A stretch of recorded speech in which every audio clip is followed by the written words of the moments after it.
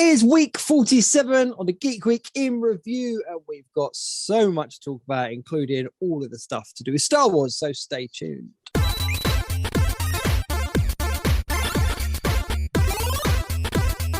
The Geek Week in review.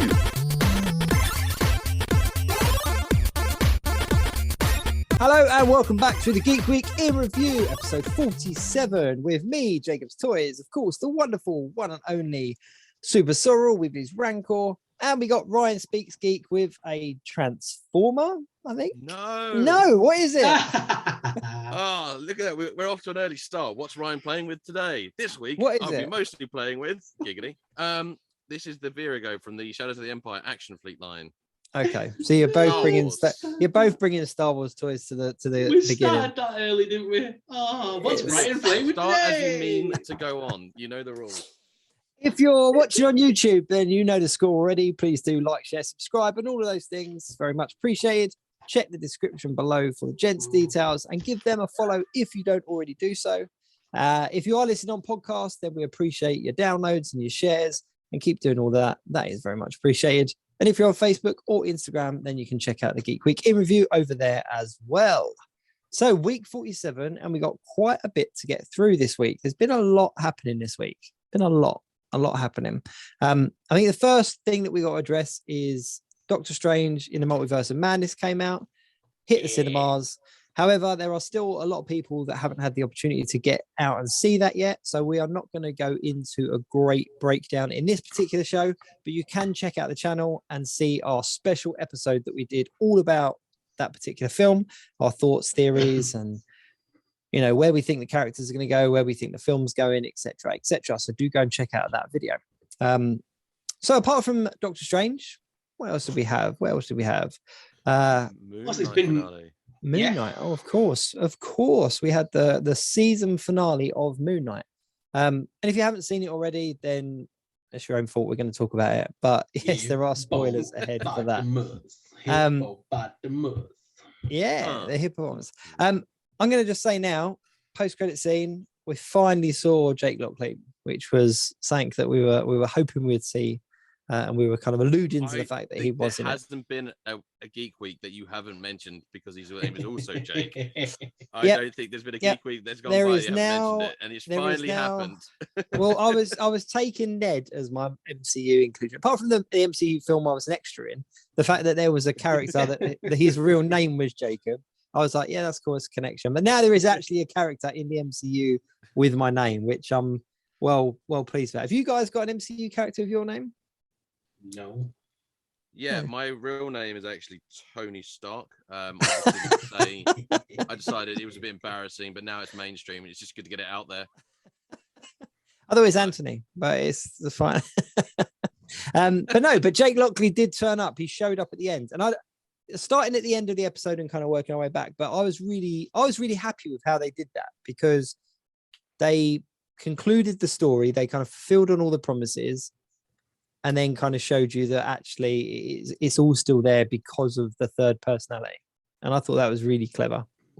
Yeah, it would have been too much to add him suddenly into the episode.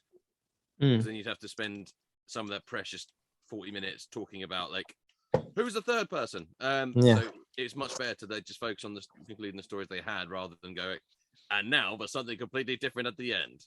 Yeah, so, that worked quite but well. what is interesting though is when you go back and look at some of the other episodes, like Jake's been there predominantly throughout most of the series, you know, with the blackouts and the little things that have happened where neither one of them can explain who moved this or who brought this in and stuff. So the character was there, and I think it'll be an interesting rewatch to go back and watch it in its entirety.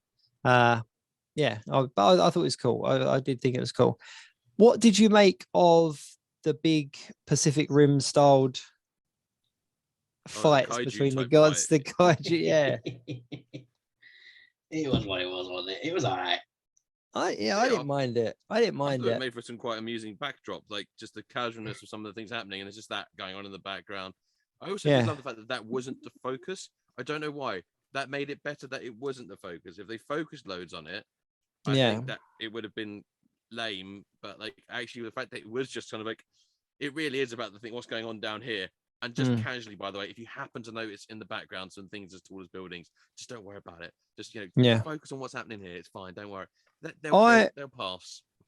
I really liked the design as well. I can't remember the name of the goddess, the crocodile one.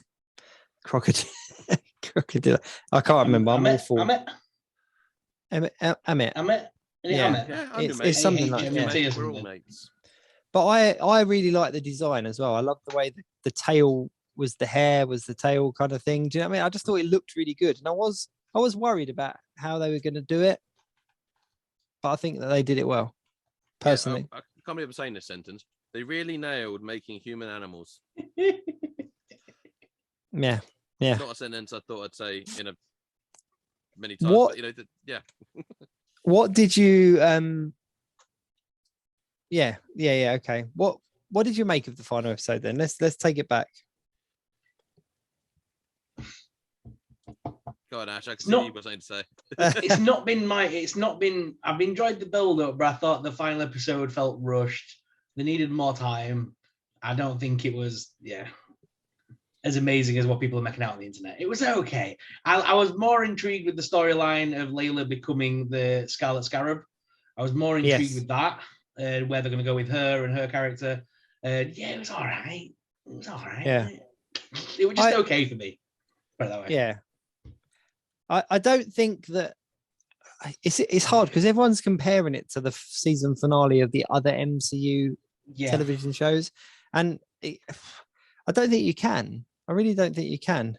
No, I think it's because in like the other programs, they haven't done an origin story for a while. So I think because this is a straight up origins, and now we're going to move forward with his future stories. Maybe that's why I'm feeling a bit deflated with the ending, but. Hopefully when he comes back and we'll get some coolest like different stories and stuff, it'll feel different. But right now, because it was literally the ending of the origin, the explaining of the third personality and the cutscenes and stuff, it was like, okay. Yeah, they didn't set any. Sorry, for me, they just didn't set anything up that made me want to see this character again. If that makes sense. They didn't give me anything to hold on to go. Ooh, season 2. No, well, that's what.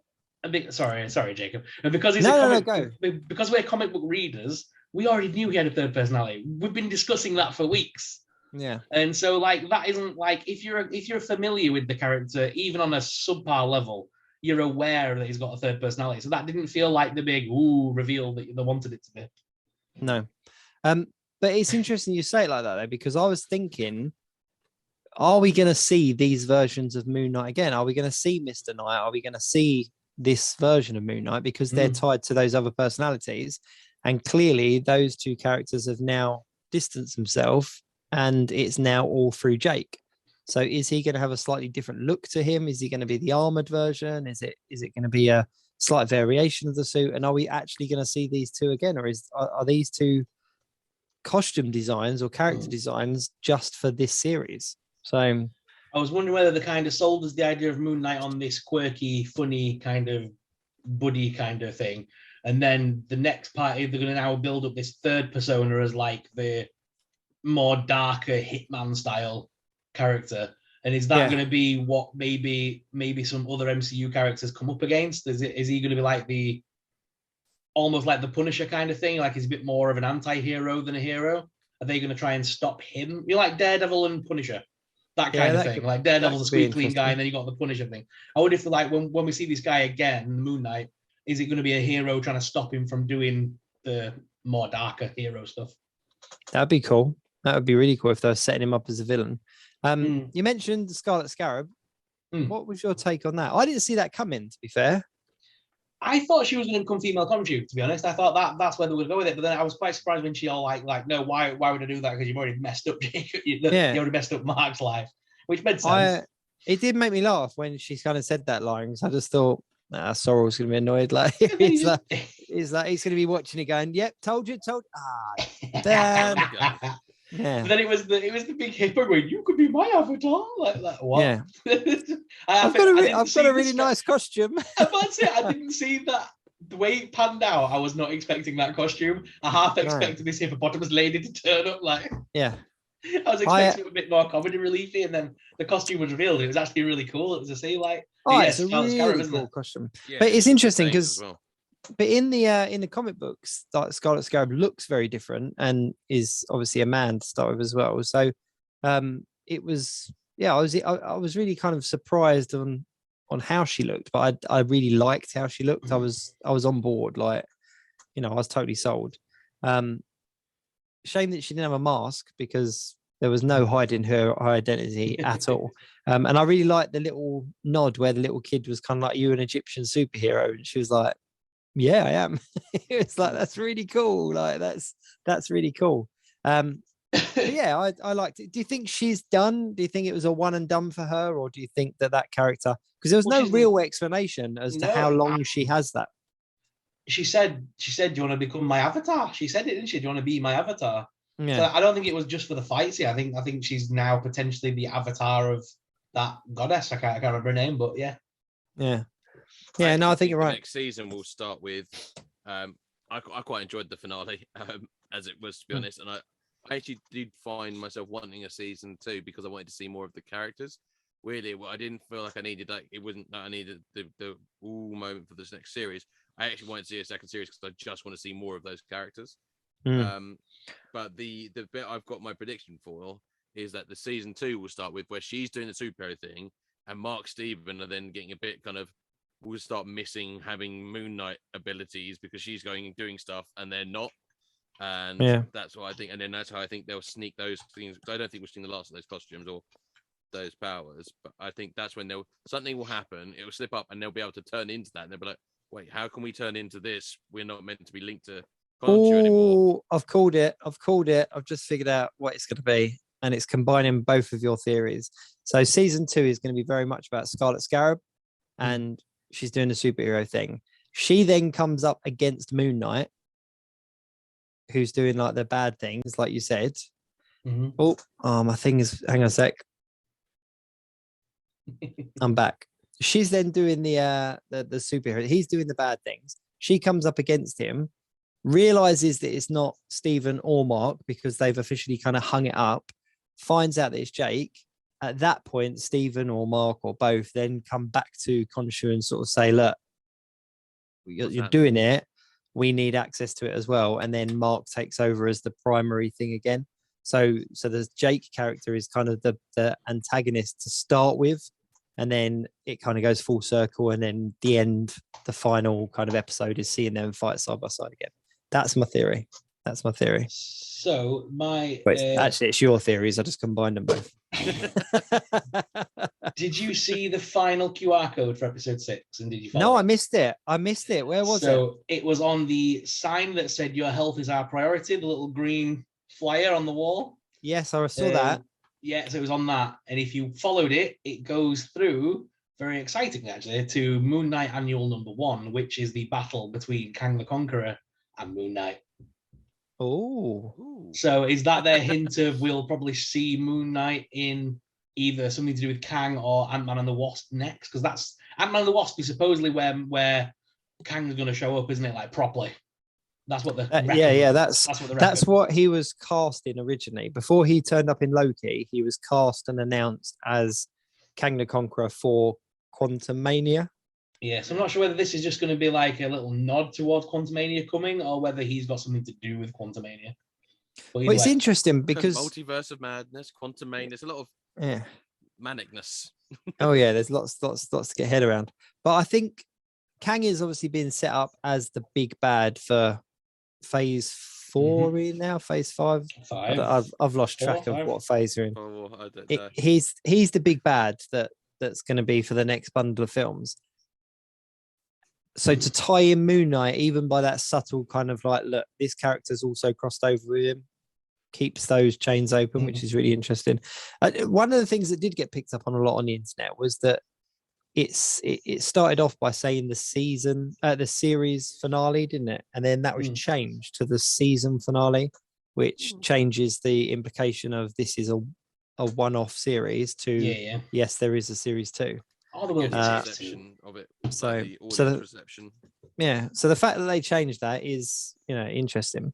But yeah, I liked it. I don't really have any complaints. It was hugely different. It was something very different. And when you combine that with Doctor Strange, no spoilers there, but when you combine that with the direction that Doctor Strange has gone in and the direction where Moon Knight's gone in, it's refreshing to see this big change in direction.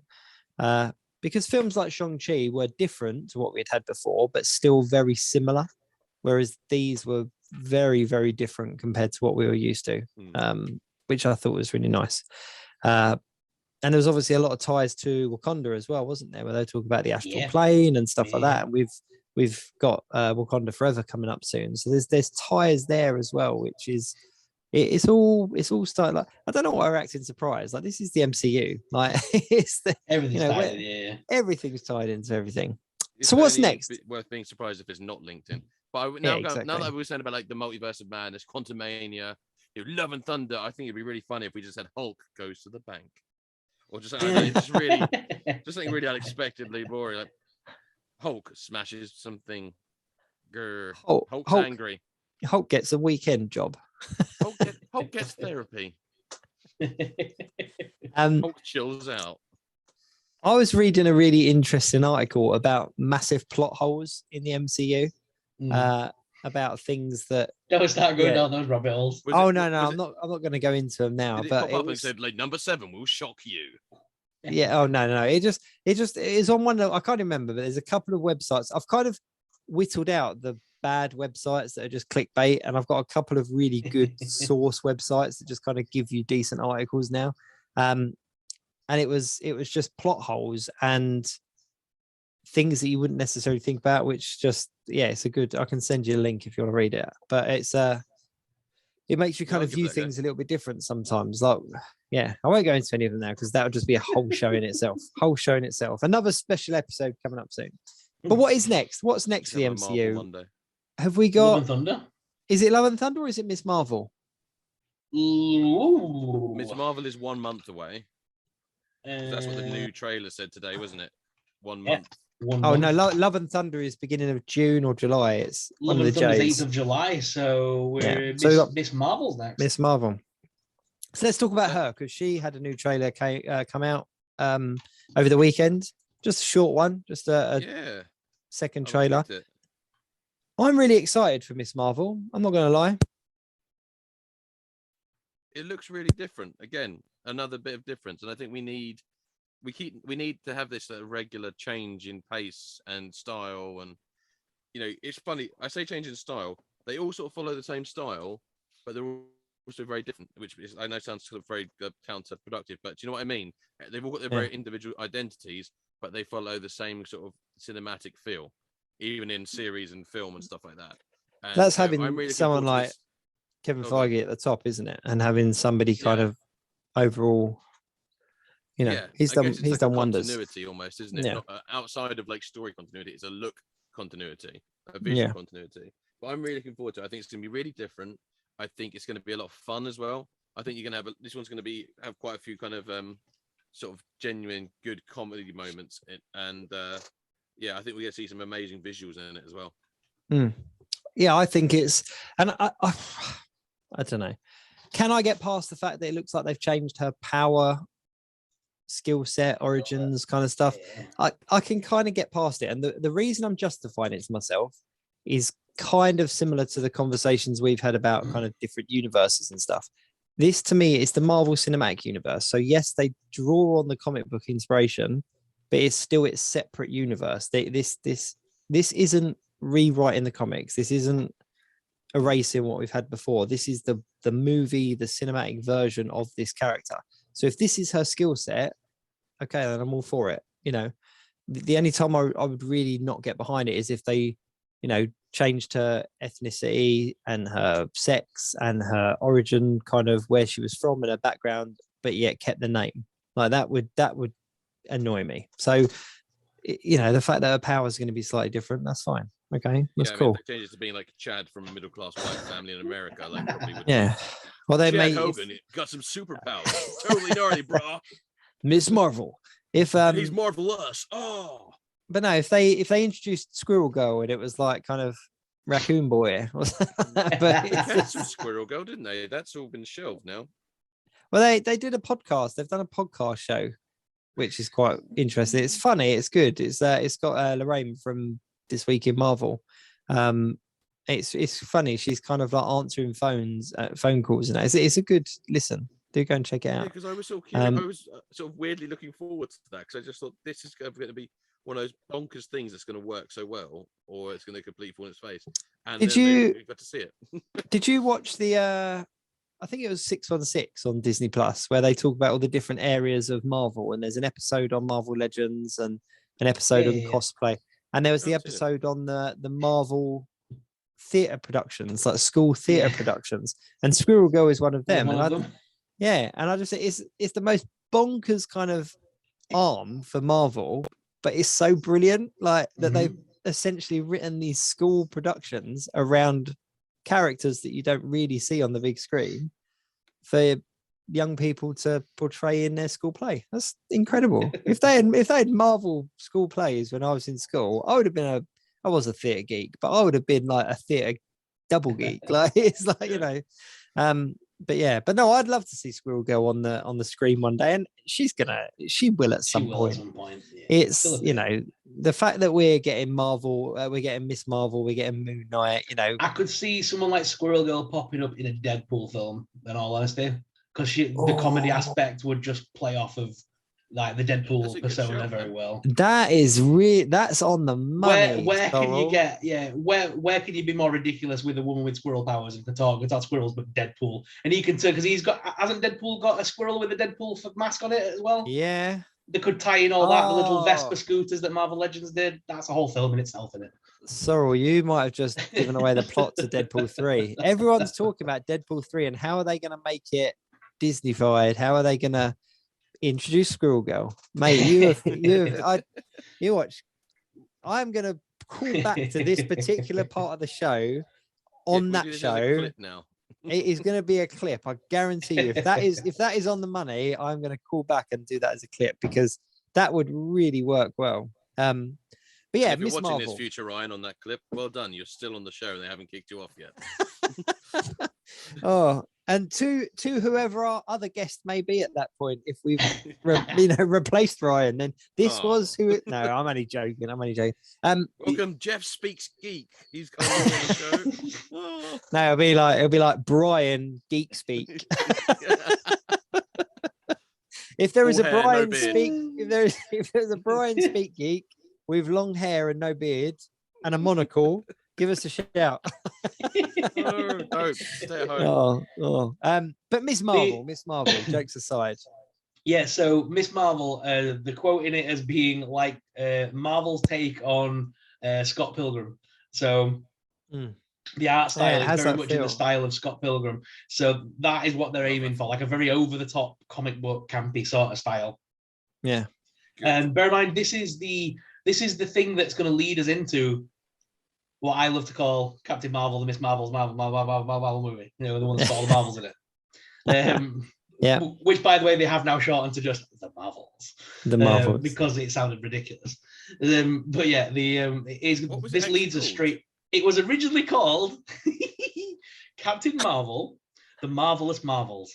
And you just go, why? What? Who wrote that and thought that was good? Yeah, the original name. The original name was Captain Marvel, the Marvelous Marvels. Yeah, Marvel Studios presents Captain Marvel, the Marvelous Marvels. That was how they originally put it on that. Just three ellipses and then just in a very small writing, Marvel. So yes, they shortened it to just the Marvels. So I believe the reason they put three Marvels in the name is because there's going to be three Marvels in the movie, as in Kamala Khan, Captain Marvel, and then there's going to be whoever plays the third one. Proton. What's the name from WandaVision, isn't it? Yeah. Yeah. Photon. So yeah, those are the three Marvels basically. Yeah. But yeah, they've now shortened it to just the Marvels. But anyway, yeah, this TV series will lead us apparently straight into that movie. So where this ends off, the movie picks up. Supposedly, Brie Larson, that's her name, isn't it? Yeah, I'm terrible with names. But supposedly she's in this as well. Supposedly she does show up. That's one of the rumors circling the internet. The comics, she has to. In the comics, didn't she used to like appear to Kamala Khan when she was first starting out? Didn't she like come and sort of like speak to her and sort of like help her along? Yeah, Kamala Khan is basically a massive fan of Miss Marvel, isn't she? Yeah, and you even see that in the trailer where she's wearing like a fancy dress version of her costume and stuff. And and that she took her name because obviously in the comic books, Captain Marvel was Miss Marvel beforehand, wasn't she? Yeah. And Kamala Khan takes on the name Miss Marvel as a homage to Captain Marvel's previous name. So that's why she's also Miss Marvel. Okay, didn't there you know go. That. Educational. Next week. So next week we'll talk about the X-Men. No, but yeah, that's where it comes from. And then apparently there's Red Dagger, who is a vigilante. He's gonna be one of the characters in it. I'm not sure who that is. I'm not really up on this comic book, to be honest. I've not read a huge amount. I've read kind of key issues and I've read a little bit. And I love the character. I absolutely adore the character. She's just really, I don't know how would you, just fresh, I think is the best way to, there's just something really, and I don't know how I do know how. This is why I think Marvel Comics can be incredible sometimes, because I could relate to her, if that makes sense, which is so bizarre because we're so completely different. But she is just a huge fanboy. She's a big fangirl of this particular superhero and that kind of stuff, and then essentially gets the gig. And it's that kind of thing of, you know what, I'm a huge fan. It basically be like me becoming Spider-Man or me becoming Captain America or something. And you can kind of relate to that because you're kind of like, you're behind the character getting to where she gets to. And I think that we're going to see that in the TV show as well, because the actor that plays Kamala Khan, I can't remember who, I'm terrible with names, but she's obviously young. She applied for the role and she was such a huge Marvel fan herself that she's kind of living the real story outside of the film as well, because you see her in interviews talking about auditioning and that kind of stuff, and it's great to see. And I think she's going to bring a lot of that to the role, and I think that's why we're going to get a really authentic representation of this character. That's my 2 minutes on it anyway. Nice. But yeah, I'm excited for it. I think anything from Marvel that's different that we haven't had already, I'm all for. What's the next series after this? It's on this. Yeah, She-Hulk's the next one after that, and that's obviously in production. Let me go back. I've got the full list here. So let me go back. Here we go. So the movie lineup this year, still to come this year, we've got Thor: Love and Thunder, Black Panther: Wakanda Forever, and just Thor and Black Panther this year. We don't get Ant-Man until February of next year. So the upcoming Disney Plus stuff still to come is Miss Marvel, She-Hulk, What If Season 2, Guardians of the Galaxy Holiday Special, and Secret Invasion are all set for this year. Wow, Secret Invasion! I thought that was next year, but that's slated for this year. That's cool. It could that could all change, but it is still slated as a 2022 release. And then they've got Agatha, Armor Wars, Echo, Ironheart, and the Untitled Wakanda series, all as TBA to be announced. Yeah, there's so much good content coming. There really is. There's that Disney Plus subscription worth every penny, mate. Worth every penny. Especially then we've got stars on there. Movie-wise, Ant-Man and the Wasp and Quantumania, then Guardians of the Galaxy 3, then the Marvels, then we've got a load of TBAs, but they're looking at a release for Fantastic Four as being 2024. And they're also looking at there's two they're just called Untitled Marvel movies to be announced. They're listed on the schedules. So, and we've got X-Men 97 as well coming out at some TV point. Stuff, yeah. There was 2 films. There was Ant-Man and something else that swapped their release dates. I'm not sure which one it was. It might have been Guardians. But there was 2 that swapped their release dates. They got swapped around. So Ant-Man's now going to be February 17th, 2023. Guardians is May 5th. Oh, maybe it's that. I don't know. But there was definitely 2 that swapped around. But brave coming out, man. I think. Yeah. Day after Star Wars Day. That's a bit brave, isn't it? Yeah. I don't know. But James Gunn's been posting all over social media that they've wrapped on Guardians now. And there was a couple of leaked images of the Guardians holiday special. Nothing plot-wise, just the characters in location and stuff, or on location. But that's all wrapped. Like the Nova, like his original costume, isn't he? In one of the pictures. He's in the original comic book costume in one of the pictures, which I think is brilliant. It's just, but they all look like they're wearing that. So yeah, I don't know, but the fact that they're giving us this kind of fan service is absolutely brilliant. It really is absolutely brilliant. But I'm really excited. I'm really excited for the Guardians trilogy to kind of come to a conclusion. Like, where's that going to go? Like, are they going to leave it? Are they going to branch out somewhere else? Because there's a huge universe for that Guardians kind of line. But no, I'm excited for Miss Marvel. The thing is with Guardians, yes, it's a brilliant franchise. A lot of big names are attached to it, though. Yeah, that's one hell of a cast to keep together. No, but I mean, they branch out and do it differently. They've changed the lineup. You know, you've got you have the different versions of the team over the years. The way I see it happening, and this is really reaching far in the future, but you're going to have Kitty Pryde introduced with the X-Men. I was about to say Kitty Pryde's better crossover with the. And then you're going to have her. Yeah, you're going to have her as Star-Lord. I think that's got real potential of tying the X-Men. Star-Lord. Yeah. Yeah, they had a massive crossover, didn't they? Several times, the Guardians and X-Men. And she looks awesome. Was romantically linked to Peter Quill at one point, wasn't she, as well? Yeah, I think they were married or something at one point. Yeah. But yeah, no, check her out. She's essentially the MCU version of Star-Lord's costume on Kitty Pryde. Just looks awesome. just looks cool. But there are ways that they can tie the X-Men films into all the other franchises, but I think the Guardians would be a shame to kind of lose after 3 films and a holiday special. But I'm looking forward to the holiday special. That's got a lot of potential, and you know, knowing that comes out this year, I think it's just going to be a real taster for what's to come with the Guardians. Gunn. And if anything has reminded me about how much I absolutely adore James Gunn, it's Peacemaker. Having finally watched the whole thing. It made me realize James Gunn is becoming one of those precious gems that we should look after. He's just gold. Like, have you seen the whole series yet? No, but I haven't seen it yet. I know of it, but I haven't seen it. I know I think I said it in the message for you guys, but I would go as far as saying it's potentially my favorite DC thing ever. There's just something so brilliant about every part of it. It's in my top 3. I regularly watch the opening credits. I'll be sitting there, I'll be bored. I'll be like, I'm just going to put the opening credits on. I have the song in my car. Like, it's just there. Did you ever skip the credits? No, not once. No, I didn't. I knew exactly what was coming, but didn't once skip it. And I just played the entire end credit songs because I liked them so much. And then it turned out there was post-credit scenes after every episode. And I was like, I'm glad I listened to the music now, because the whole soundtrack was baller. It was awesome. It was just a really bizarrely bonkers TV show and John Cena with the Suicide Squad. John Cena was incredible. Like, that was almost the role that he was born to play. Like, he is just Peacemaker. Do you think he's having the same thing that The Rock is currently going through? So, like, when The Rock first started, if you remember, everyone slandered him, hated him, said it was the worst actor ever. Now everyone's like, oh, The Rock, I love The Rock. Let's go see a Rock movie.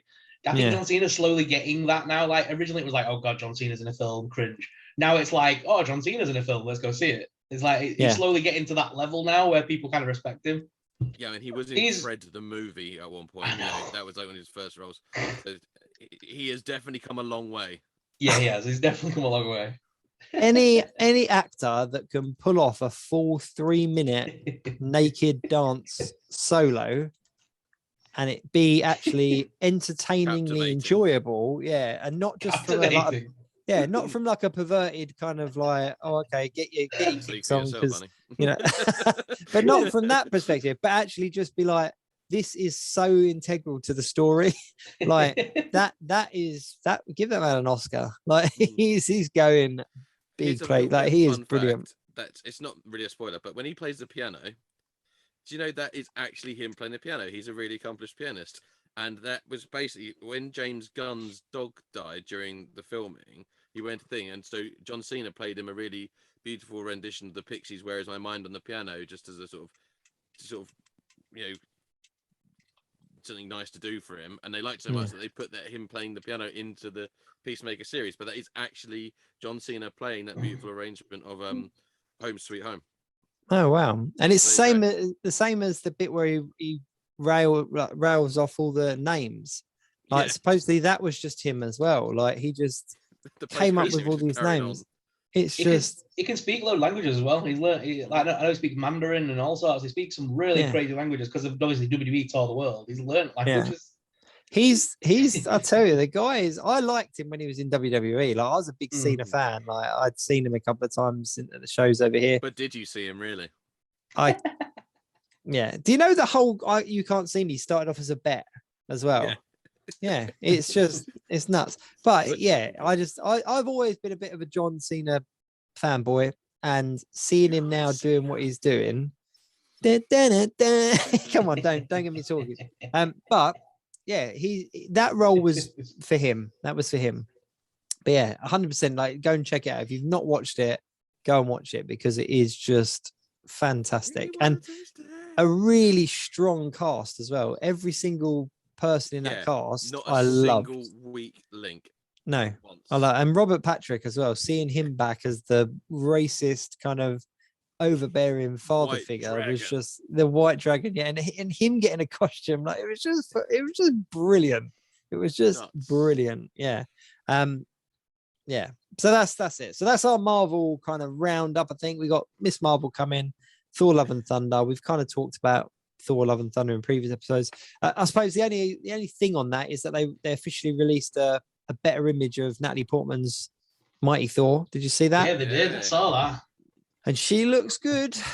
She looks like she's going to pull off that role very well. Looks all right with blonde hair as well. I was wondering how they're going to shoot a little bit blonde hair, but no, she looks all right. Yeah, she looks the part. I think this could be the best Thor film yet. I think it's going to overtake Ragnarok. I kind of feel like in that picture, you had Natalie Portman and Chris Hemsworth together, like in their Thor outfits. It was just like, it doesn't matter which way you swing, you're looking at something in that picture. Let's be honest. Like, that is a picture that truly has something for everyone. It doesn't matter what you're into. Doesn't matter how old you are. And to be honest, I'm pretty sure. Yeah, if you're a straight man, you look at Chris Hemsworth, you're like, so. Mate, I still to this day, right? Still to this day, because obviously I did a bit of work on Age of Ultron and I met a handful of the characters. When I say I met them in a professional context of we were in the same areas and that kind of stuff. People ask me like who was on set, and I said, oh, like Chris Evans and Chris Hemsworth, Jeremy Renner, and I kind of. And they're like, oh, what was this person like? What was that person like? And I said, no word of a lie. When Chris Hemsworth came out onto set, I totally got it. Like I understood why so many people are obsessed with him. And I'm not that way inclined at all. But when he walked on, I was like, my God. It was just like, it was just, he just and obviously dressed as Thor as well. And it was just like, you know what? This image, right, of everyone else acting, and Jake just standing in the middle, and he's just looking at Chris Hemsworth's walking inside by Jake, like, I just died in your arms. It was. No, but he is just an incredible, like, human being. And he's so nice to be around as well. Like he was just so friendly to kind of be around, and it was just, yeah, I get it. I totally get it. But no, I'm really excited for the fourth films. The fourth film. Yeah, I've been really invested in the Thor kind of story arc from the beginning, and I know the Dark World people hated, and it was like the worst MCU film at one point.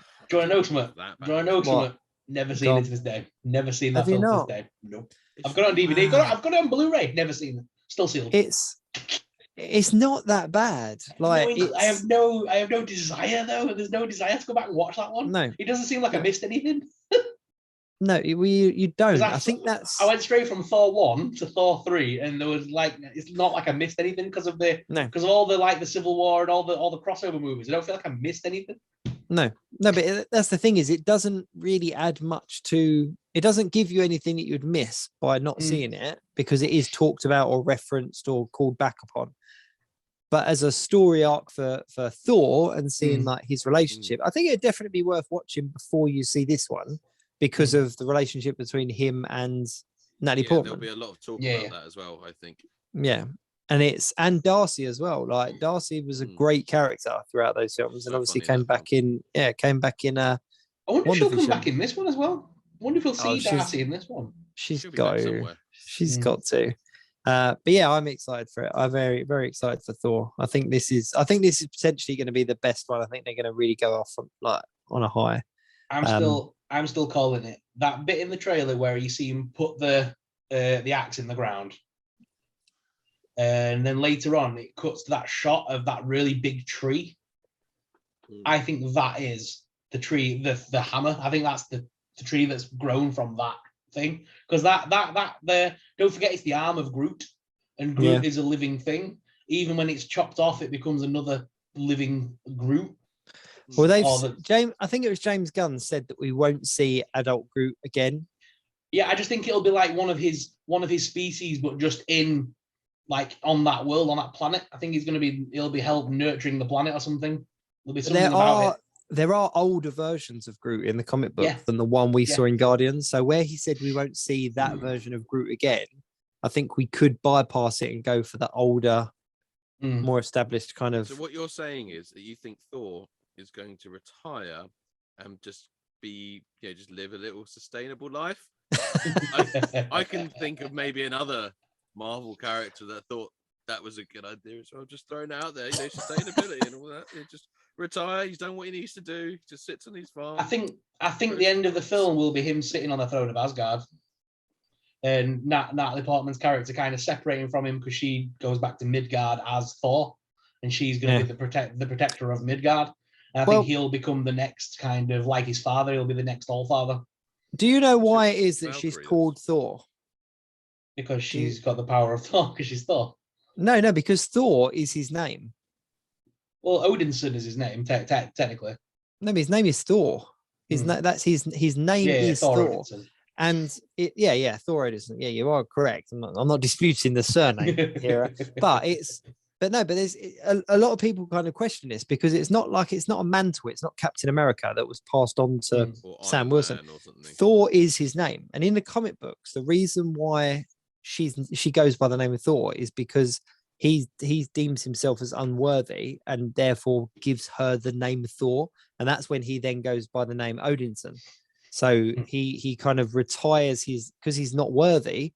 I'm not even worthy of my name. So she is Thor because she's got the hammer and all the rest of it. So if she's being called Thor in this film, then they have to touch on that element of him not recognizing himself as Thor anymore, and maybe as Odinson or something like that. So that has to be touched on at some point. But they wouldn't have put that on the figure boxes because it would have been too much of a spoiler, I suppose. But I think it's interesting that she's being marketed as Thor already. That already says a lot to me about his potential character arc. Yeah, I see him stepping down as because he's kind of saying that in the trailer, isn't he? Like, my days of heroing is done. Yeah, I think he will become almost like the leader of his people, like wherever they end up, and I think she'll be like the new Midgard thing. But by the looks of things as well. Valkyrie though, because Valkyrie is obviously the king of. She's the king of new. She's the king of new Asgard. I've got a feeling something's going to happen in this film, because after Ragnarok, in the story of the gods are reborn after Ragnarok, and so is Valhalla. It's reborn. So surely that planet, or whatever the hell they ended up using it as, was it called Valhalla in the comics? What did they call this place where his dad lived? What's Valhalla, right? Sunny Oaks. I'm drawing a blank now. I'm pretty sure. I'm trying to wrap my head around the story. Is Valhalla? Valhalla? Yeah, because Valhalla is meant to be in Norse mythology, isn't it? It's the place. I'm not sure. I can't remember what they called it in Marvel, whether it was Valhalla or not. But anyway, because that was destroyed, wasn't it? In Ragnarok, that was all destroyed. Yeah, so everything was. That's what I'm saying. So after in the idea of Norse mythology is after Ragnarok, it's all reborn. So I think Thor's going to go and find the new cosmic place for his people to live with the Rainbow Bridge again and all that kind of stuff. I think all that's going to come back in this film, because why else does he have the chariots, and why does the ship fly if you're on Earth? You know what I mean? That ship's flying from somewhere. I think it's coming from the new Midgard, the new Asgard. Asgard. It's called Asgard. He was the new. I reckon he's going to have the new Asgard, and she'll stay on Earth in Midgarden as the queen or king of the new Asgard. Oh, Asgard. Are you talking about Asgard? I wondered where you're going, because I was like, you said I new didn't realise you were Asgard, talking and I about, was yeah, that's why I I didn't was say like- Asgard, because I Sorry, I thought got you were talking confused. about a Yeah. separate place. I don't You know know what what, I say in my head. I think you're half right. I think that he's going to become the leader or the champion of somewhere, but I don't think he's going to have any links to what previous. I don't think it's going to be anything to do with Asgard or new Asgard or anything like that. I think he's going to find his place In the as world Odin's somewhere. son. Yeah, as Odin's son somewhere else. I've got a few theories on the additional characters, though. I did a video about it potentially being Beta Ray Bill being in this film, because there's been a lot of talk about him. Oh yeah, I can I see would that. love to see that. They've already I kind also- of established him as being in the MCU via the statue, The head. so Yeah. he exists. But I've got another theory, and I'm not done anything on this yet. But I think It's a demon. potentially we could see Ares, Yeah, easily. because obviously we've got Zeus and everything in it coming into it, haven't we? So we've got all that element of it. Russell And- Crowe as Zeus. But also, when you go back and watch Ragnarok, you do see Beta Ray Bill's head on there, but you also see Ares. So he's out there somewhere. He was a champion of Sakaar at some point before the Hulk came along. There's no talk of what actually happened to him. There's nothing saying that he's not back on Sakaar now that it's kind of all demolished. That would And be cool. Would be you cool know, to see. I've got this image now of Russ. I've got Russell Crowe. That's the old South Park thing. You know, I've just got it in my head. It's got like throwing lightning and being a god and fighting round the world. It's Russell Crowe and Zeus. You know what? yeah, I'm calling it now for the end credit scene. Is going to be Hercules. Oh. Hercules. yeah, that could be good. That could be good. Hercules, obviously Hercules is in the Avengers with She-Hulk, which is coming out soon. We're kind of moving the Avengers into the new Avengers kind of territory, which has Hercules in it. Yeah. So I see Hercules becoming a thing future going forward. And best place to introduce him would be when Zeus is introduced, and obviously Olympus, however it is going to be introduced. Makes sense. I think Yeah, Beta like Ray Ross Bill. cheekily introduced. Beta Ray Bill's got to come into it somehow in the film because of the whole Thor corpse storyline and everything like that. Yeah. And to have, because Beta Ray Bill is essentially a different version of Thor. Like he's like an alternative version of Thor. But you've got Thor, you've got the mighty Thor, you've got Odinson, you've got Beta Ray Bill, like potentially another one as well, maybe even Frog Thor from Loki. We're still in the era of the multiverse of madness. We're still in that whole incursion storyline idea. Surely it wouldn't be too much to just say that Beta Ray Bill is the Thor from his universe and bring him across from another dimension or another universe. Yeah, where they he could go is down Thor. that angle.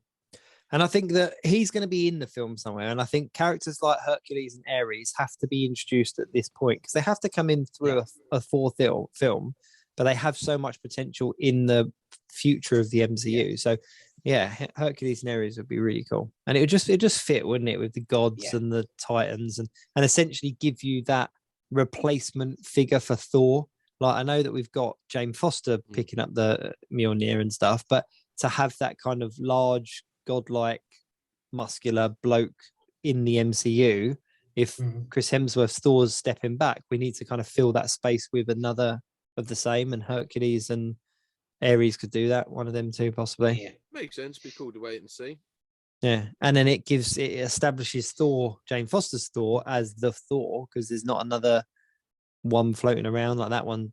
Any of the others have gone away. She is now Thor, but we've also got characters like Hercules and stuff like that. It's a bit of a random segue, but just because we mentioned about Multiverse of Madness, it just reminded me of something I forgot to say on the Multiverse of Madness review. Avatar.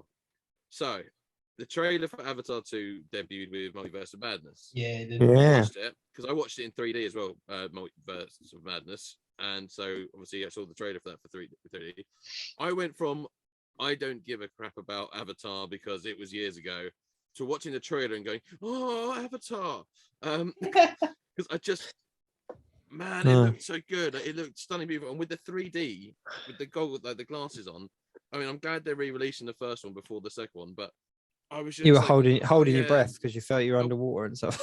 Yeah, a little bit. It was honestly, I could have just watched it for ages. It was just breathtaking, and it's just weird how I honestly could not have given two flying Fs about Avatar. And then I watched that bit in the cinema with the 3D and the big sound and the music and I was just like, actually, no, yeah, I'm fully on board again. See, it had the opposite effect for me. Oh, really? Yeah, it looks fantastic, but it didn't affect me the same way the original Avatar trailer did. When I first saw it, I was like, wow, this is something really different.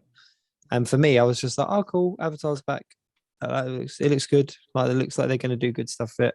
Cool. Yeah, the idea of this time we're seeing it all through, from what I can tell from that thing.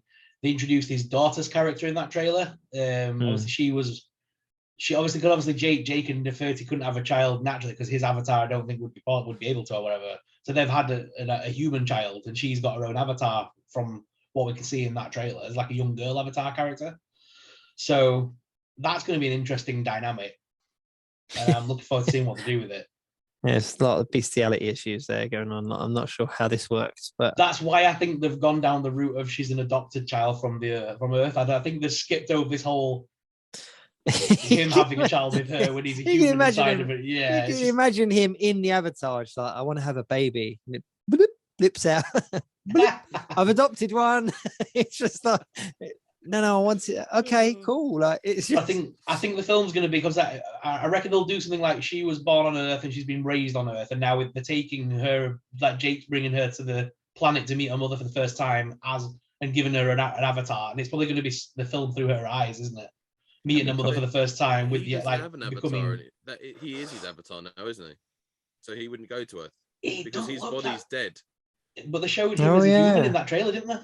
I did. They showed him as a human in that trailer, unless that's a flashback. Well, here's a plot twist. It could be his brother, his twin brother, that's back. Oh yeah. Because that's the whole reason he gets on the program, is because his brother was killed. There could be some kind of plot twisty thing where the brother was not killed. He's a twin. That was the point. That's the only reason they got him, is because he was a complete genetic match, and the avatars cost like billions, and that's why that's the only reason his character's there, is because his twin brother was killed, and so he goes on it. So maybe he was a triplet. Maybe there was a third twin.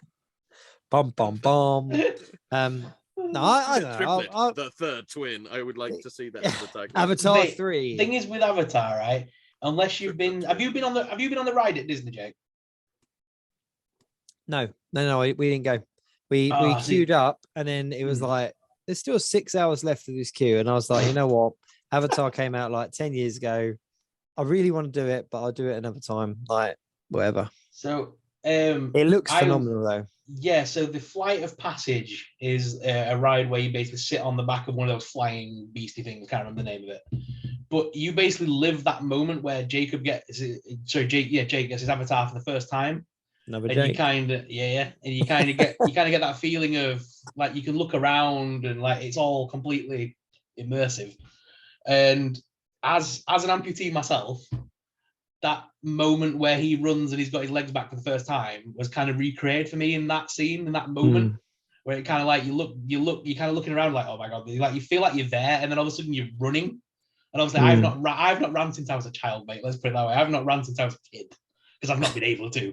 And that feeling of speed and movement and running, it was I kind of got how he felt at that moment in the film on a deep level. So that's a really emotional sort of moment for you. Yeah, for me that was it was a very touching moment that I was able to recreate in a ride at Disney World about Avatar, a film that's 10 years old. But yeah, no, that's really cool. I wouldn't have even that wouldn't have even kind of crossed my mind, that way of looking at it. That's really cool. I like Avatar. I don't dislike it. I just I'm sure a couple of episodes forward, when we're closer to the film, I'll be like, oh my god, Avatar! Like, I'm painting up my face. It's like, Avatar! Like, it's back. Like, I've said from the beginning I liked it. No, but I admittedly, it's the one and only sci-fi film I can put on, and my missus won't grumble. She'll kind of watch it with me. She don't mind it. Yeah. She kind of likes all those daft scenes where he's learning about the world and like he's touching them stupid little flying things, and she's like growling at him. We kind of like laugh at that kind of stuff. Like the dynamic between them two is kind of cute. They're actually like my favorite bits. Yeah. It is a brilliant film. Watching David Attenborough's life on an alien world, isn't it? All that's missing is like, here we see the purple-toothed Ferengian monkey, and it splits its head into 3 ways and consumes the Algeria Balagarada pineapple or whatever. Some kind of made-up giant fruit thing that explodes. But it's awesome. It's absolutely awesome. Yeah, no, it is a good film. Yeah, I'm going to go back and watch it. I guarantee you, once I've watched the original one again, I'll be more excited for the sequel. I'm not going to watch it now until they re-release the. I'm not going to watch it on Blu-ray. I'm going to wait until they do it back in the cinema. I'm going to wait until they release the first one again. Yeah. Let's move on because we have. That's it. We are like an hour in, and we've not even touched the Star Wars. We devolved into Marvel theory. Which is a dangerous right. Very dangerous. So let's shelf Marvel and Avatar and all that kind of stuff because we did see May the 4th, sorry. Big Star Wars, Revenge of the 5th. This is the May. There's so many different ways that they, basically, if there's any Star Wars pun that they can put into, have you not? Oh, that's the new one because of Mando. Literally pictures of Mando. This is the May. Yes, we know. All right, it's established. Star Wars takes place in May. And the biggest news, without a doubt, I think, was the trailer drop for Obi-Wan Kenobi. Yeah. I liked it. Really looking forward to it. I genuinely can't wait. I'm actually going to speak to my boss about can I start late so that I can just watch the first 2 episodes. I am not having anything spoiled for me, Simon, because I am a little bit annoyed that they're releasing 2 episodes at once. It's only 6 episodes long. Why are you giving them 2 in 1 week? It sounds stupid. What other Star Wars is rushing out? Can you not? It's because they're going to get. They always show 2 at the celebration. They always show 2 episodes. So I reckon it's because of that, and they don't want the rest of the world to be for it to be ruined. So I think they're just going to release it universally at celebration and on Disney Plus. It could be similar to what they did with WandaVision as well, because they did that with WandaVision. They released the first 2 episodes, but that's because I think the first episode on its own wouldn't have held up as well. You needed to have that 2-episode beginning. So I wonder whether there's some kind of story arc that you need to kind of see together to really get behind. Yeah, I will be watching it the morning it comes out. It looks good. I'm behind it. I'm not. This new trailer was all about introducing the idea of the bounty hunters chasing him, not just Inquisitors going after him, but he's now got the Bounty Hunters Guild after him as well, hasn't he? Because we saw what could be Thorlon or Zuckuss or whatever you want to call him. It looks like he's being chased down by some form of robot, like a bounty hunter, isn't it? The same one from Jedi, isn't it? Seems that way. We don't know because it's shrouded in black like things. You can't really see it, but it looks like to be the same. But it is. We know it is. Come on. To be fair, Empire Strikes Back is funny. Those bounty hunters have got no screen time really, but IGAA. Is it Empire? Sorry, not Jedi. No, it is Empire for that one. But some My of them bad. actually did. Some of the Star Wars people. Well, it's because some of those bounty hunters did actually appear in Jedi. So Dengar and obviously appear in. Yeah, that's what I meant. What if they allude to us that we're going to get Zuckuss or Fallen, whatever you want to call him? What if this is the allude to that, and then it's bloody Richard Ayoade's character from Mandalorian? Triple Zero. I'm here to arrest you. What was his name in that? I can't remember. Zero. I think it's Zero. Yeah, Triple Zero is the one from Dr. Aphra. That's what I was thinking of. But yeah, you can imagine it's the same guy, and Richard Ayoade's voice comes out of it. Hello, I'm here to arrest you. Obi-Wan, get out there! You're trapped like a moth in a bath. You see that ludicrous display last night? What was the Jedi thinking, trying to take the council like that? It's the problem with Jedi is they always try and walk it in. It didn't give us anything massively new, though, did it? We saw the Grand Inquisitor better. We saw more of him than just his headshot. Seems to have shut a few people up, which is quite nice. I like him. I like the design of him. It's whatever. It gave us a few little details for me, like the Purge Troopers are going to be in it, as well as the Inquisitors. So we saw Purge Troopers again. Is that the first time they've been on live action Purge Troopers? It is, and it's going to interesting. Those gaming greats figures are now going to go up in collections. Now people are going to try and get like 50 of those. Yeah, and we've established that the Lady Inquisitor is the second sister. Yes, the second sister. So that's where she falls in the pecking order. the one that is voiced by Sarah Michelle Gellar that we thought might be in it live action, I'm pretty sure she's in one of the shots, but not very well seen. There's a bit where they're like all around a table and like in one shot, and she's like on the very edge, but you can't tell who it is really. Like I think it's obviously her, but I think so you can't tell if it is actually who we hope it's going to be playing her. It would be cool if it was, or at least voiced by her. Yeah, that'd be very cool. And we saw the Darth Vader kind of assembly at the end was quite fun, I thought. Yeah. It was, bit. I always find Darth Vader as an awkward one because, back in the 70s, 80s when he was around, he was scary. People were scared of him. But looking at him now, a lot of kids wouldn't kind of go, yeah, that's a really scary person. But in recent years, they've kind of given him that gravitas back, if that makes sense. Like he is Rogue again, One, for example. Rogue. Jesus, I was scared of him in Rogue One. That bit when I saw it in the cinema the first time, and suddenly it was all pitch black, and you just hear the. I was like. But yeah, I think they're going to do that in this. I think they're going to really make Darth Vader this force to be reckoned with. Pardon the pun, but I just, I really do. I think it's going to do wonders for him. We had figures announced as well, didn't we? So they did the live stream of all the new figures. Yes. Yeah. So what did we get on that? What was on there? So the helmet was the first one, wasn't it? The big Black Series helmet with all the mechanics inside. And CNET kind of got the launch of that one. They got to do the helmet a few hours before it went on the Hasbro live stream. It's got that. It's the same helmet they did last time with just a few additions like the red visored eyes, apparently, and the new pieces to it. Yeah, I've got the original one. I think it's got a slightly longer neck piece as well. Oh yeah. But yes, you can cosplay with just the neck piece and do like the Anakin face, couldn't you, and stuff like that. Yeah, because the only thing about it that I wasn't so sure. I mean, because I love my original one that I've got. The red eyes is really cool. I don't like the sort of silver-esque type metallic thing they've done on the bottom, the lower jaw part. Yeah. That's actually put me off because I would have slightly considered maybe in the future picking up the other version as well. But that's actually When the minute they took it off, the photos in the box make it look really cool, but then when I saw it when they actually held it and how different of a color that actually is, kind of put me off a little bit. I won't lie. Yeah, I had the original Vader helmet, but because of how claustrophobic it made me feel, I had to get rid. I could not put that thing on. It just as soon as you lowered it on, I felt like Anakin himself. No! So and then what were the figures? What figures did we get?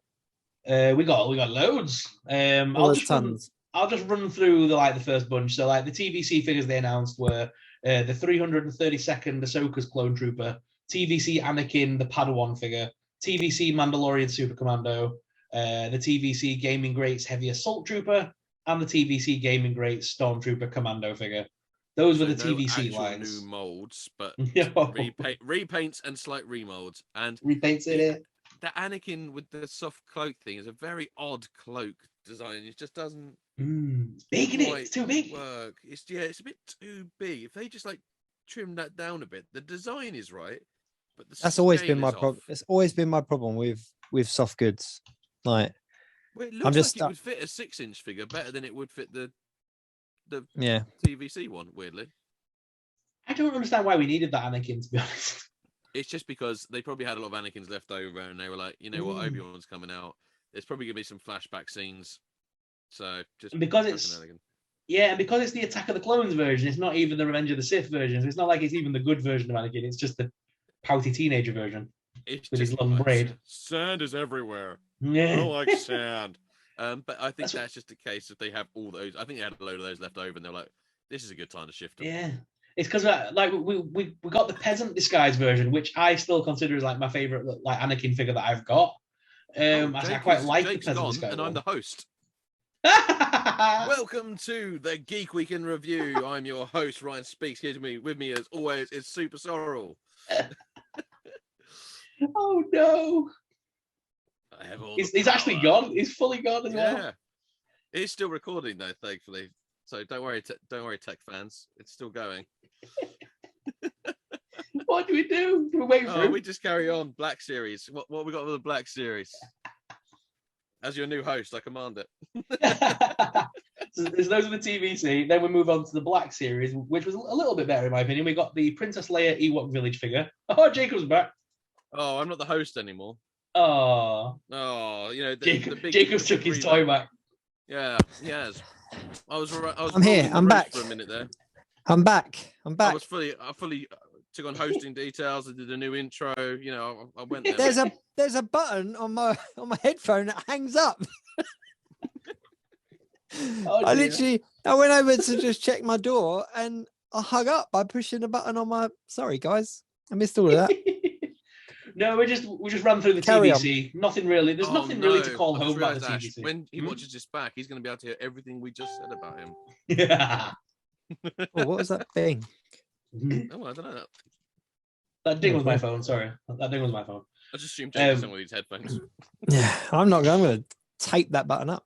All these weeks, 47 weeks, and I've just noticed that I can hang up by But anyway, back to where we were. Black Series. So yeah, we've run through the TVC stuff. There's nothing really to call home about the TVC stuff, to be honest. It was all pretty much, samey. Kind of stuff you knew were going to come out, really. Super Commando, we knew were coming anyway. Ahsoka's Clone Trooper was bound to happen. And a couple of gaming greats. It's a few more Stormtrooper variants that were bound to make them at some point. Moving on to Black Series, though, was a little bit better. So we got Princess Leia in the Ewok Village costume, which Yakface called perfectly, didn't they? They did say that was coming. Then the Black Series version of Figuring Dan. I love saying that word because it sounds so dodgy. Then, of course, we got the deluxe version of him as well that had a different name, but they've not listed on here. But it had a different name, didn't it? Cheery or something? Yeah, I actually have a little gripe with that. So even though I don't collect Black Series, I'm annoyed that they've done it as one figure with two of the instruments and another figure with all the other instruments. What they should have done is one figure and an instrument pack. Mm-hmm. That's what it should have been. It should have been two separate things. Or one figure with one instrument, like just Figuring Dan, because it's Figuring Dan and the Modal Nodes is the name of the band. Yeah. So you could have Figuring Dan, and then you could just have, just a modal node with one of the other ones, but all the other instruments should just come in one pack, as in like with just the instruments, so that you're not got, because then that means you've got, something like 6 in total. So that means you're gonna have to buy 6 and have 6 of every single instrument. It's such stupid. There's going to be a lot of people. Yeah, a lot of people are going to be selling those. Plastic and doing the packaging, and the first thing they do is the most wasteful bit of plastic that you could do in figure molding. It was totally unnecessary. Accessories that don't work with anyone else other than those figures. Yeah, so you're gonna be buying one of the deluxe figures, and then 5 of the regular Figuring Dan figures, and then you're gonna have a ridiculous amount of flutes to sell on. So the after-sale market is going to be full of flutes. But that was kind of, it should have been a box set. Come on, they could have released it in the big square box, kind of the thing they've done before, with a nice background that you could use at least as a bit of, because we've got that the Cantina set. It would have been nice to have a backdrop that you could have placed it with and have the band in the background. At least that was something you could have done with it all. That plays the song would be awesome. Oh, there you go. See, it was not that hard to figure that out, and it could have been a con exclusive. It could have been so easily done, but no, they decided to go this route, which is a shame. Other stuff we get in though is the New Republic security droid. Obviously, the remold of the K2SO use. Yeah, so we're getting a new version of that, but they've made it short. It's a lot shorter, this one, isn't it? Though they said on the thing, at the side of K2SO, it's quite a lot shorter, so it's got different legs and things on it. But other than that, there was obviously they kind of said there was going to be another reveal later on that evening, which we'll get to when we've because we've been doing it in chronological order. Then we did then they revealed the Obi-Wan Kenobi Force Effects Elite lightsaber, which is 300 quid, may I just say. That's the most expensive lightsaber to date they've revealed. Yeah. But it's Obi-Wan's, like, if any of them are going to sell, it's my Ahsoka sabers are only 300. They came in a box that sang. Yeah. They came in a box that made noise. Yeah, you must have used that to death now. Yeah, it just goes. Error. So yeah, then obviously they showed off the helmet, which we'd already seen from earlier in the thing. But then a little bit later on that evening, Obi-Wan Kenobi himself, Ewan McGregor, was on, I think, one of the late night talk shows in America, and he revealed his own figure. And then so obviously we woke up in the UK the next morning to the Obi-Wan Kenobi figure being revealed from the Kenobi series. Yeah. So that does reveal that they are from the box art. That we can definitely tell because he held up the box art. It says Kenobi on it, so they are making a line of Kenobi figures. It's not like they've called it something else. It is Kenobi. It fits in the Kenobi line. So there was one thing about that reveal that I picked up on that I don't know. I'm sure you did as well. But did you notice that there was something missing from the blister pack? Yeah. Ooh, no, I didn't. Yeah, in the top right corner, there's a big, nice empty void. Ooh, I didn't. Yeah, where something's been taken out because it's obviously a spoiler or a link to something else. And just being an action figure kind of enthusiast, that was what I picked up on it. I was like, "What's in the box? Oh, a big space, a big light." And it wasn't even just kind of like dead space.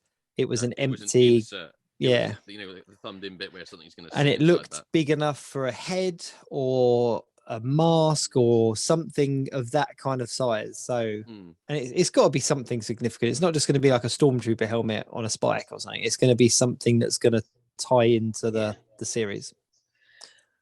And he did say on because I watched the YouTube clip back because I got sent it via via Hasbro. They sent me the actual like clip and everything from the TV show.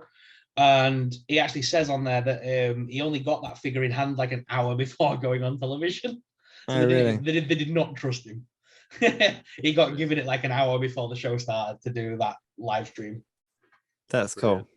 That's cool. I do like it when they tie in the actors and that, because they did that with I can't pronounce her name right, but America Chavez in Multiverse. Like she did a little unboxing for hers, didn't she? Yeah.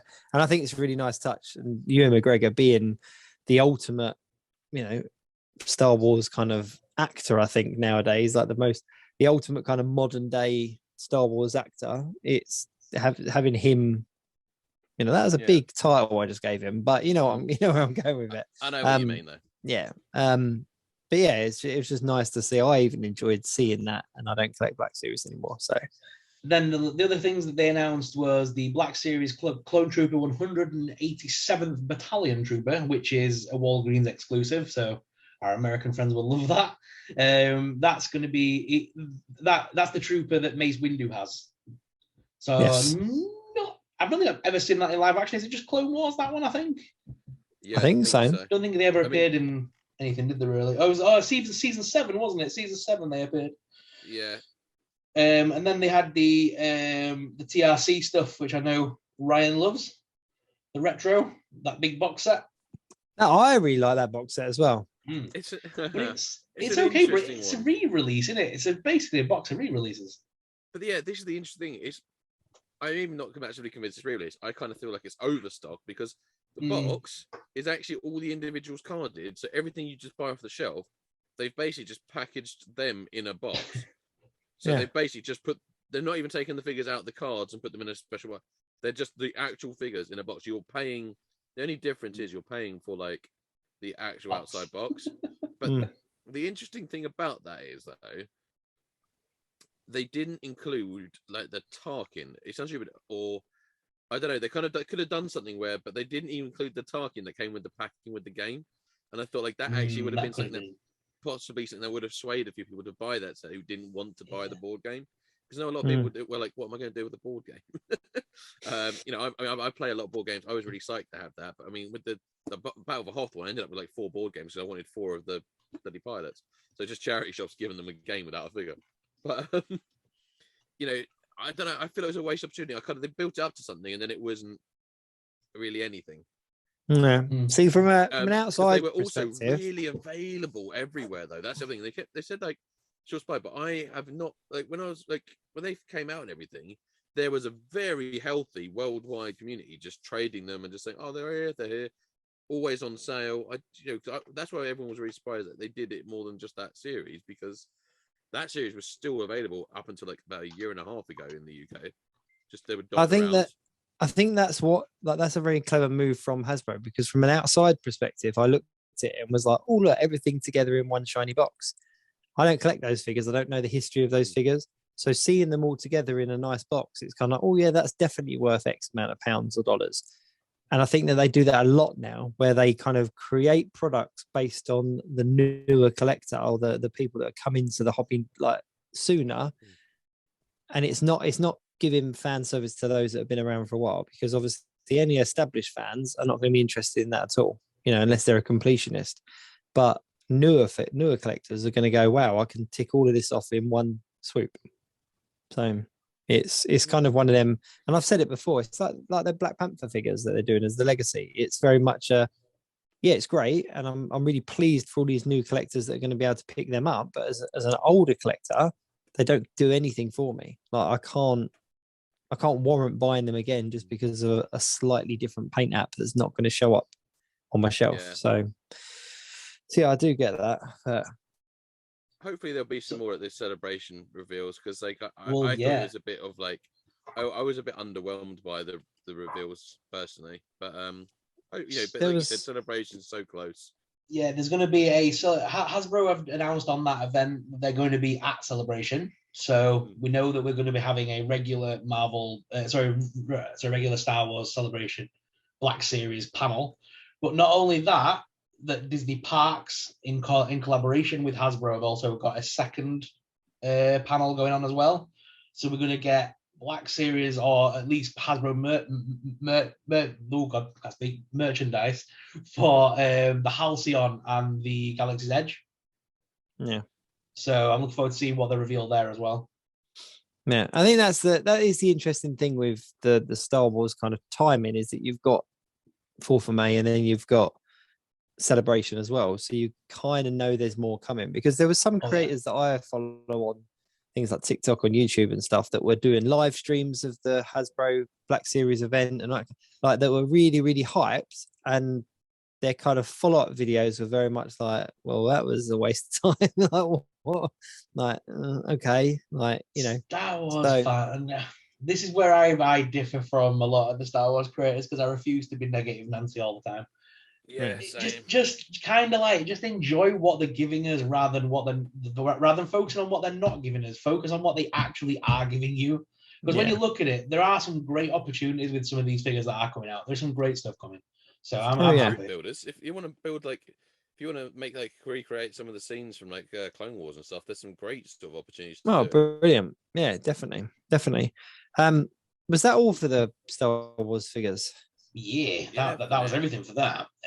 One thing that we haven't touched on yet that I want to think, so I'm not sure if you're aware of it, Jake, but the Epcot's merchandise for Guardians of the Galaxy Cosmic Rewind drop. That was exactly what I was going to go on to, because you were talking about figures. Yeah, the Treasures of Xander gift shop kind of opened its doors for the press, and people have been taking photos of all the cool merch, the fanny packs, as they call them out there, and all the cool t-shirts. They're cool. And then bum bags. And then out in the corner of the shop, which nobody expected in 1,000 years, was a big ass box set with the Guardians of the Galaxy Marvel Legends figures in it. Yep. Oh, cool. And it was there's two. There's two. I only saw one. So yeah, I'll send you the pictures in a minute. So we've got the regular Guardians pack, which look to all be repacks, and then is that the Toys R Us Groot in there with them? Well, I tried my best to look at it, and I wonder whether that's a new Drax. Okay, it does look darker. It looks different, because there's two versions of Drax that you've had now. So we had the older version that came out with Guardians 1 with a closed mouth, and then we had the Guardians 2 one that had the open mouth. And they're slightly different in color. Their trousers are different colors and stuff like that. But looking at that one, the only figure that I could look at that looked significantly different was Drax. So I wonder whether they've kind of done an update on him. Yeah. And they've also... it was the Toys R Us, sorry. The Groot is the fully grown Groot, isn't it? Yeah, the big one. And they're also giving us the plant potted Groot and the baby Groot. Which is exactly what we got at Toys R Us. Yeah. There's also there's a pack here as well that's featured. I don't think it's in Marvel Legends now, but it's called The Wonders of Xandar, and it's basically it's like the baby Groot, then the potted Groot, then like a slightly large Groot, then the teenage Groot, then fully grown Groot in like a box set. It says Marvel figures on it. It doesn't say Legends on it anywhere though, but it says Marvel figures. Send me a picture. Yeah, I'll send you that. But yeah, it looks good. It looks like an amazing box set, but people are wondering whether it's a Disney Park exclusive, which I think it might be because there's not been any kind of buzz about it. And it doesn't make sense to release a Guardians of the Galaxy 1 box set randomly. It would sell, but it just doesn't make sense merchandise-wise. Whereas to tie it in with the Disney parks and what they've got going on over there, perfect. And if you think about other merchandise that's there, things like the bum bags, the t-shirts and that, they're not going to be things that you'll see in the stores because they're tied. It's merchandise for the ride. My favorite thing as well is the fact that they're selling the die-cast ships as well. They look nice. Yeah. The die-cast ships look good. I love stuff like that. I did get the Hot Wheels, and Hot Wheels did do the Guardians of the Galaxy ship in their normal range. A few years ago, you could buy it for £1.50. I like a mini Guardians Galaxy ship. I really like the Lego versions. They were brilliant. Like, and especially the one that came, I think it was the Infinity War line, where you got the Milano as one box set, but then in another one you got the kind of escape pod with Rocket, and they fit together. That was a really cool set. I had that for quite a while. And I got rid of it. I've only got one Lego set left. You might not be able to see it, but it's the Millennium Falcon. It's just there from The Force Awakens. That's the only Lego set I've got left in my room. You had so many. I did. I had the £650 collectors, like the huge one. But it was too big to put anywhere. But that one was bought for me by my wife, and it's you got to have a Millennium Falcon in your collection somewhere, haven't you? So I've got the Lego one. Because on May the 4th, obviously, I got the Ahsoka sabers because I spent so much money. I got sent the fancy 45th anniversary key from the Disney store. Nice. And it's got a logo on there. And if I know anything, they don't make logos for one product. So there's going to be a line of merchandise, I'm guessing, very soon for the Star Wars 45th anniversary. Look at that. So there's no way they made that logo just for one item like that, just a throwaway item. In the style of the Star Wars, like the original concept thing. It's very much reminiscent of the original sort of look for that. Yeah, give us a Luke Skywalker with like the 15-pack abs that he had on that poster. Give us that figure. That's what we want.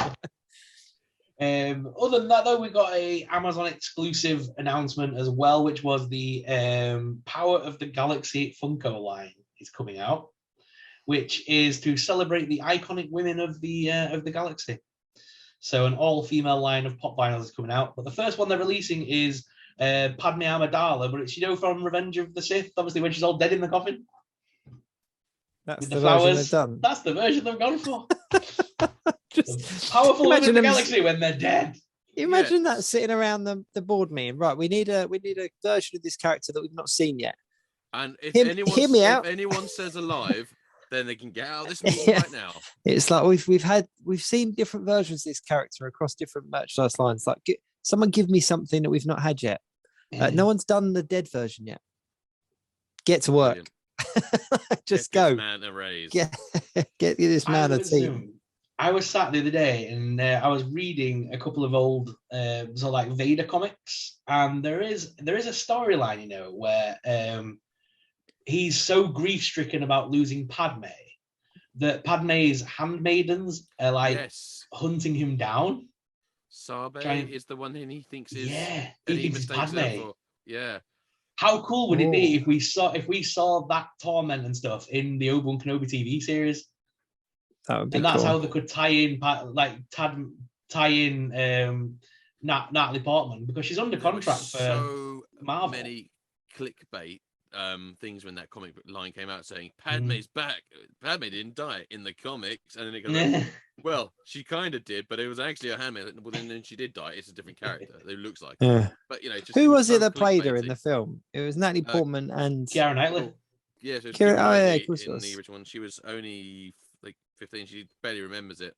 Yeah, Keira Knightley was the one that was she was the one that gets blown up in episode 2, isn't it? Yeah. No, that's not her. Is that not Keira her? Knightley doesn't get blown up. She's the one in episode 1. Oh, when she sat on the throne. Rose Byrne is the one in the episode 2. I think she gets blown up because she's also the one in the episode 2 who comes in and comforts her when the space slugs go and smash through a window. So there's been a few like really big like names that just appear in Star Wars for like brief seconds, and yeah, I go, oh yeah. It's gonna be exciting. I can't wait. There's a lot to divulge there. Anything else? Any other big news for the week? Covered something's happened loads. What? Something weird has happened at Game. Oh, of course, yeah. of course. If you're watching from America, Game is I don't know if they have Game in America. I can't remember, but it's essentially it's like GameStop, but they're not associated. But essentially, it's a shop over here that predominantly sells and trades console games, computer games, and for years and years, that's what it did. And then they slowly went into the merchandise element of kind of board games and Funkos and stuff like that. And more recently, they're stocking everything from Black Series to Marvel Legends to like Pokemon to Harry Potter to Lego. Star Wars, everything. So you go in there and it's a real kind of geek. I mean, actually, I tell you what, the last 10 times I've been in that shop hasn't been to look at a computer game. Like I went in there to look at the merchandise stuff. But yeah, something big happened this week, and that was that they just reduced down a lot of their Hasbro products by a ridiculous amount. Fire sale. Yeah, it was. If somebody had told me that Game was going bust, and that's why they were selling these at that price, I would have believed them. But everything that wasn't Hasbro was still full priced. Yeah, normal price. But it was all new stuff as well, relatively new stuff. So some of the figures, for example, Spider-Man. There we go. So Spider-Man mask, 30 quid, £30. Winners. Stealth shield, 30 quid. £30. They also had the Nano Gauntlet, the Tony Stark version for £30 or £29.99. £30 Transformers down to a £5. They had, and a lot of the new Marvel Legends, so like the retro carded Loki, White Vision, Scarlet Witch, those things were down to $5.99. A lot of the newer waves like Shriek was $5.99. Deadpool 2 Cable was down to like $5.99. They had the Old Man Logan and Hawkeye 2-pack down to $10.99. Absolutely ridiculous. And the Tantive Hallway went down to £17. I think Ash said. Yeah, Tantive 4 got posted last night. Unfortunately, our game because I desperately had a quick look. I'm just getting. It was the kind of thing that if you had gone in the morning that these reductions gone down, if you'd gone in the morning with enough money in your pocket, you could have doubled your collection, or some people could have doubled their collection for a fraction of the price. Yeah, like just fraction of the price. I got what I got because I happened to be in town first thing in the morning. I was like, actually, because I didn't believe it. I thought it was one of those internet things. And because you guys said about it and you put some of the pictures, I went and checked it out, and I got lucky. I've just gone back and looked on my video quickly, and they even had like the Ghostbusters Plasma series were all marked down, $8.99. And then they even had the Iron Man 1 set with the old dude and the big silver.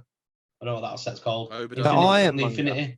Yeah, the Ironmonger from the Infinity War saga box set. Yeah. How much was that? 10 quid. No way. $9.99 for Ironmonger. It's on my video. You can go check it out. But yeah, they got everything's marked down. Every single thing on that shelf is marked down.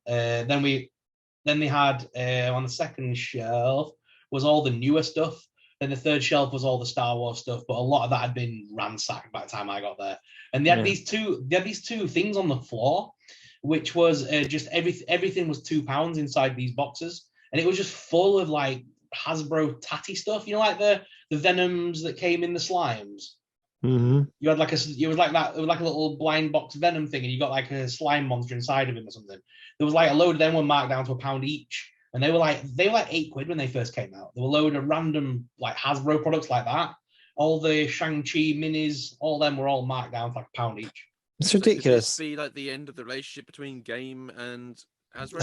I think it Game has was to obviously be owned by Sports Direct, and I just can't see that any other way it would have worked. I just can't. Funny you should mention that, actually, because Sports Direct, some of the figures were showing up in there as well. I know a couple of people picked up figures there. But what made me really mad, and mad is the right way to sum it up, because I was really disappointed that I wasn't able to get down and pick up something there. But what made me really mad is that people, for the first time, we saw for the first time in a long time, we saw something in the community groups that we haven't seen for a while, and that's people just buying stuff for the sake of it. There was literally people just posting pictures of, oh, I got this, and this. Like I didn't want to buy it, and it's just, but for that price, I couldn't not. And then you know that they're not interested in those. And then on the flip side, there'll be somebody that would really want one of those figures that would absolutely relish in the fact of being able to get it cheap, or maybe actually only be able to afford it because it was cheap, who are now missing out because somebody else picked it up because they were in there at the right time. Like that's not aimed at you, Ryan. Like that's I know you collect your merchandise. But you've got so many helmets and stuff like that. Makes sense. Like that's the thing. Even though these were sort of lower on my list, they were on my list, and that's the thing. They're ones that, because of how expensive they are, like a Spider-Man helmet was over 100 quid. It still is in HMV. The shield is well over 100 quid. I can't really justify big purchases like that very often. But actually, I just sold a bunch of Star Trek graphic novels the other day. And I was like, they're just, like you said, because of the price they are, I was like, actually, I am going to get them now because they're never going to be this cheap again. Actually, I can now justify the expense.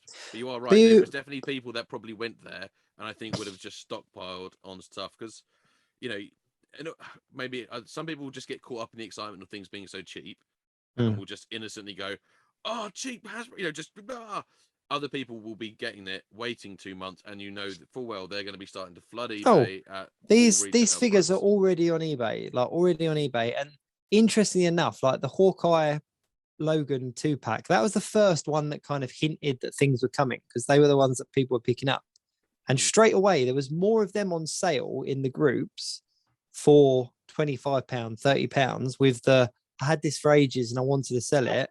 There was more of those on the groups than I've seen. I haven't seen one on the groups for sale for a long time because they were the kind of, at the price they were like £45, £50, whatever.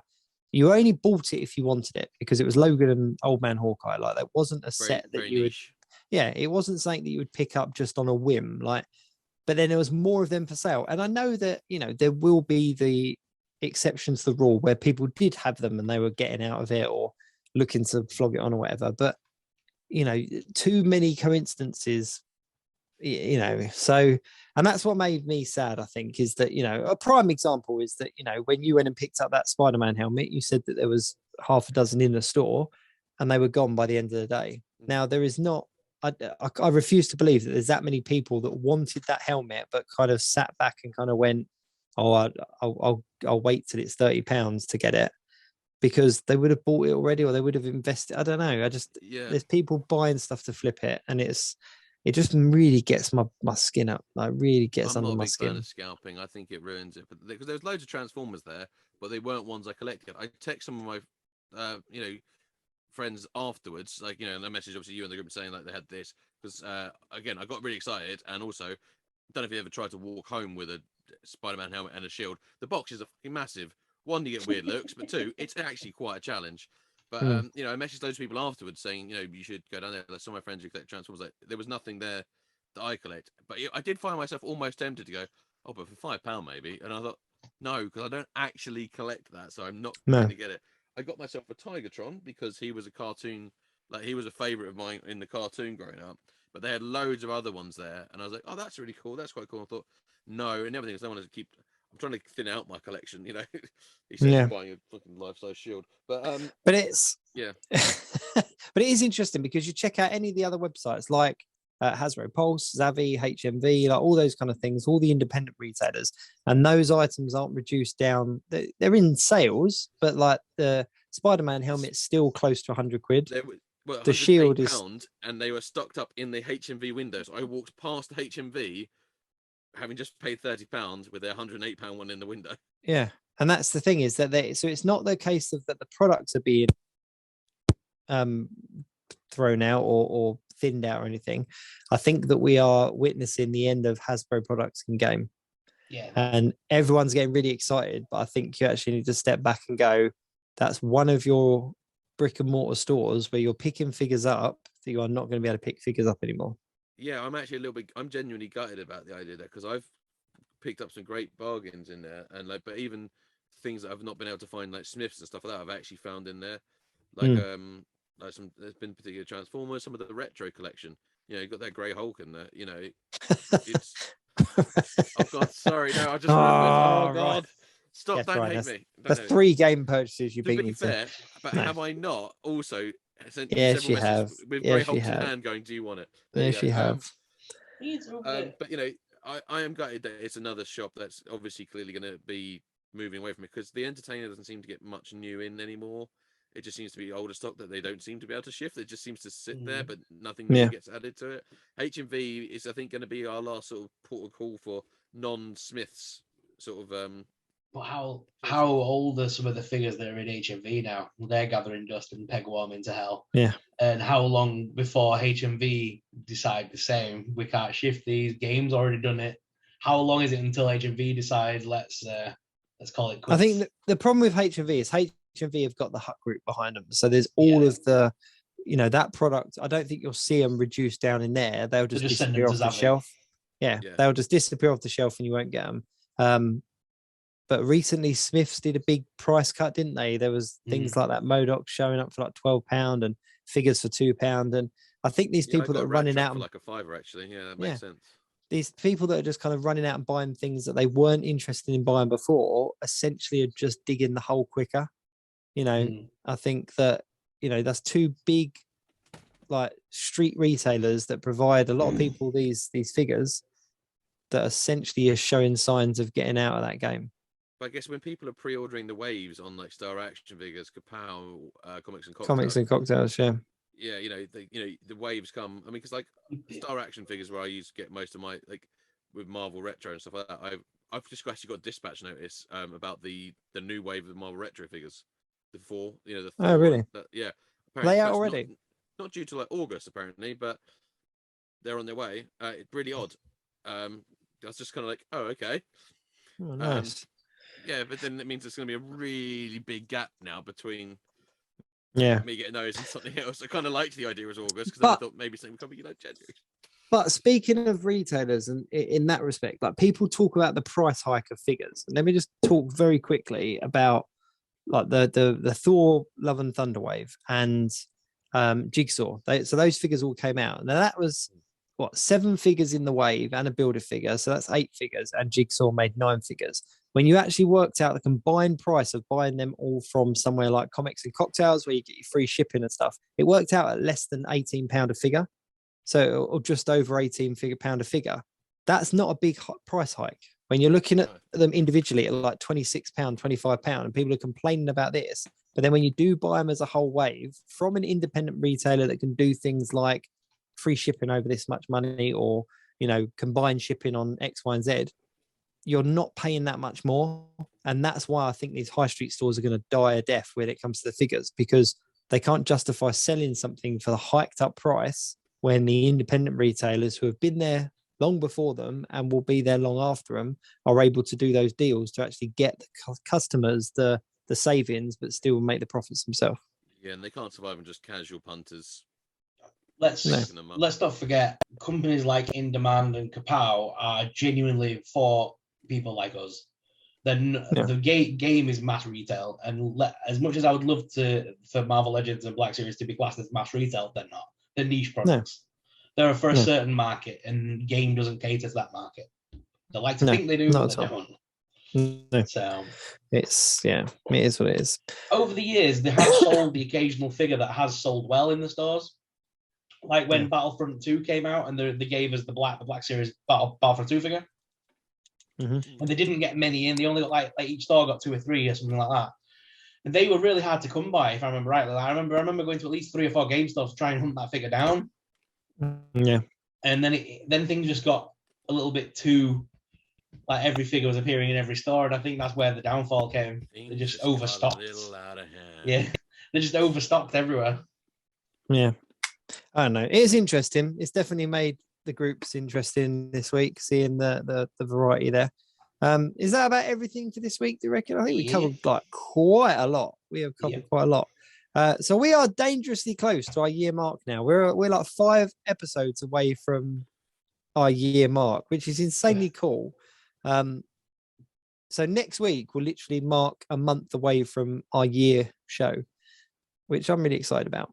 So yeah, I suppose if there isn't anything else, it's just time to sign off. No after credits scene from us this week. If you did catch our Doctor Strange special, stick around after the credits, because Sorrell does give us a little after credits scene in true like MCU style.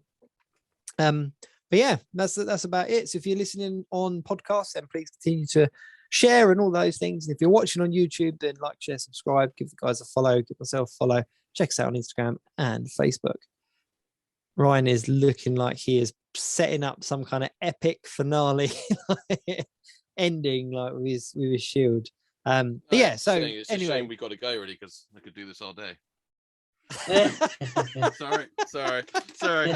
There we go. I'll put it down. I'll be good now. Guys, it's been a blast. Thank you very much for watching or listening. Until next week, keep it geek.